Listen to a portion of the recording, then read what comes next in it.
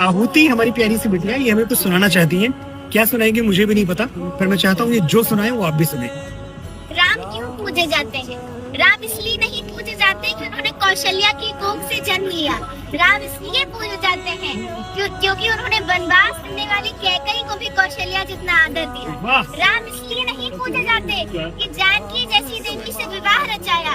राम इसलिए पूजे जाते हैं कि समाज द्वारा ठुकराई हुई अहिल्या जैसी स्त्री को भी उन्होंने देवी कह के बुलाया।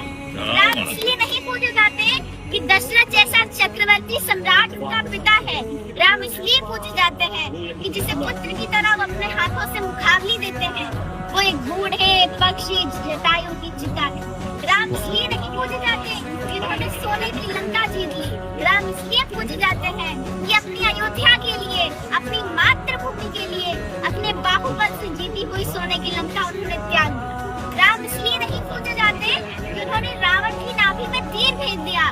राम इसलिए पूजे जाते हैं कि इस प्रकार विद्वान से जीवन की शिक्षा लेने के लिए उन्होंने लक्ष्मण को उसके चरणों में भेज दिया।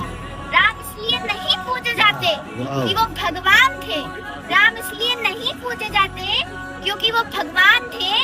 राम इसलिए पूजे जाते हैं क्योंकि वो मर्यादा में रहने वाले इंसान।